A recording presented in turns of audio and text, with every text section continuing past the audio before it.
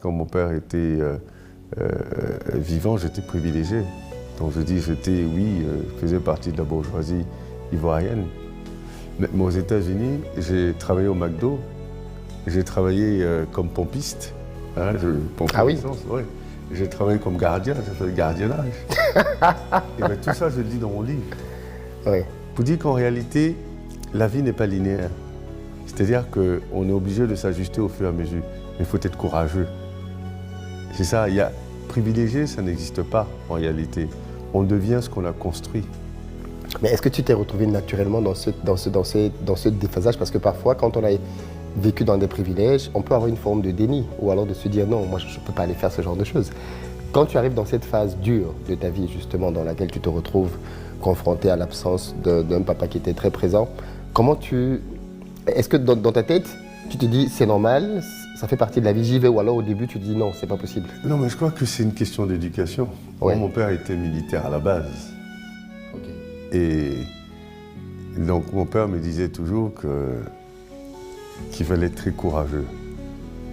Et il me disait souvent, il parlait de courage, d'abnégation, de respect des règles, de capacité d'absorption, de choc extérieur et tout ça. Mais enfin, ce n'est pas des choses que je retenais franchement. Je me disais, bon, qu'est-ce qu'il me raconte lui, hein? Mais quand mon père a décédé, je me suis rendu compte que tout ça, c'était un enseignement très fort qui m'a permis justement d'être aussi résilient. Et c'est ce que je disais tout à l'heure, c'est-à-dire qu'après, on construit, il faut réfléchir à ce qu'on fait, constamment réfléchir, constamment se dire qu'on construit sa vie. Ce que vous devenez dans la vie, vous êtes seul responsable. Personne ne peut être responsable. Pour victimiser, vous pouvez dire ce que vous voulez, mais à la fin de la journée, ce que vous devenez, c'est ce que vous avez décidé. Et moi, j'en ai pris conscience très tôt. C'est pourquoi je fais tout pour que les jeunes prennent conscience très tôt que ce qu'ils deviendront dans la vie, c'est ce qu'ils auront décidé.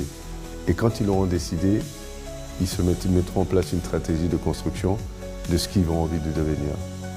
Donc, sa capacité d'absorber les choses est pour moi quelque chose de métaphysique et de naturel d'ailleurs. C'est-à-dire qu'on ne se rend pas compte de la puissance de l'être humain. L'être humain est extrêmement puissant. Il n'y a aucun problème dans ce monde que l'être humain ne peut pas résoudre. Et je crois que Dieu nous a dotés de cette intelligence-là et de cette force. Enfin, il faut juste regarder ce qui s'est créé. Une fusée, un avion. Enfin, vous dites, c'est des êtres humains qui ont créé ça, qui ont fabriqué ça. Et nous sommes tous pareils. C'est juste qu'après, il y en a qui sont plus malins. Je pense que toute cette énergie négative là, que les gens prennent à critiquer les autres, s'ils consacraient cette énergie à réaliser des choses intéressantes, l'Afrique serait très loin. Parce qu'il y a beaucoup d'énergie négative qui circule là. Si on pouvait les transformer en énergie positive pour créer des choses, énergie créative. Comment tu le vois, ce rêve africain? Le rêve africain, c'est arriver au niveau le plus élevé qu'on veut, mais en étant en Afrique.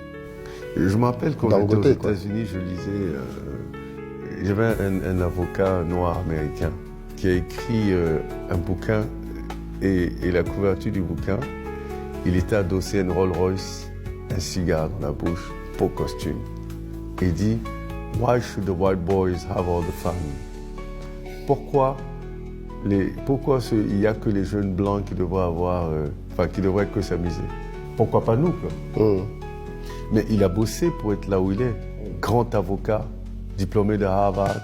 Il a d'ailleurs, je crois qu'il a offert un bâtiment à Harvard avec son nom. J'ai oublié son nom, je ne me rappelle plus de son nom. Mais c'est vous dire qu'il faut créer le rêve qu'on veut que nos enfants aient. Moi, je veux qu'un jeune Africain se dise, je peux bosser, arriver à un niveau où je peux rouler en Porsche et fumer mon cigare. Je n'ai pas besoin d'être à New York pour ça. Je peux être à Douala, je peux être à Yaoundé, je peux être à Abidjan, je peux être à Cotonou, je peux être à Dakar. Je veux faire ça. Et ne pas avoir honte de sa réussite. Parce qu'on est toujours en train de se cacher. Oui. Ah non, mieux vaut vivre caché. Mais pourquoi je vis caché? Des jaloux? Mais ça, c'est le problème. Comme on dit à Abidjan, les jaloux vont maigrir. Non, mais s'ils sont jaloux, mais avec moi, ils vont souffrir. Parce que moi, je ne suis pas là pour me cacher. Mais tu vas t'attirer de la haine, de l'animosité, de la méchanceté peut-être gratuite. Écoute, je sais me défendre. Ok. Je sais me défendre et je crois que tout le monde apprend à se défendre. Tout ce que tu as vécu aujourd'hui, qu'est-ce que tu penses que si tu l'avais su à 20 ans, ça t'aurait accéléré les choses? Et puis deuxième, on partira tous un jour, comment tu veux qu'on se souvienne de toi? Alors, la première question, c'est marrant, quand j'écrivais L'homme aux chaussettes rouges, justement, d'ailleurs j'écris à la troisième personne. J'ai coécrit avec Oui. comme Christian, Oui. qui est mon cousin, qui est journaliste, écrivain et enseignant en France. Et la partie comment j'écris, je l'écris à la troisième personne. Dans tous les livres écrits à la troisième personne, parce que évidemment lui il écrit à la troisième personne, moi aussi. Et je regardais le film de ma vie.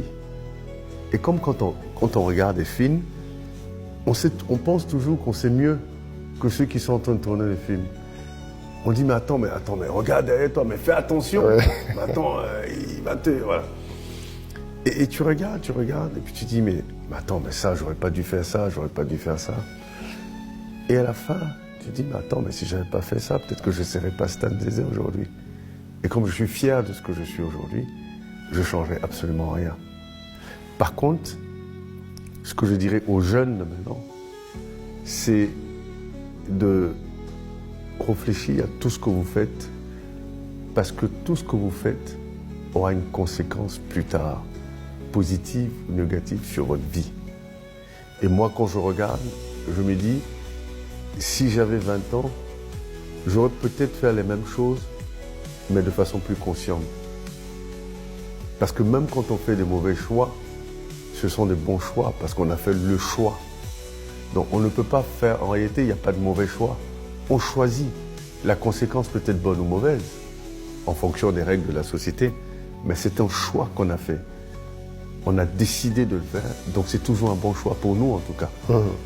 Donc j'aurais certainement faire les choses de la même façon, mais avec un peu plus de conscience, mais de savoir et d'être préparé et d'anticiper comment gérer les conséquences des choix qu'on fait. Bonsoir à tous, j'espère que vous allez bien. J'espère que cette vidéo vous a plu, j'espère qu'elle vous a intéressé. N'oubliez pas surtout de vous abonner, de liker et de partager. On se retrouve à très bientôt pour une nouvelle vidéo.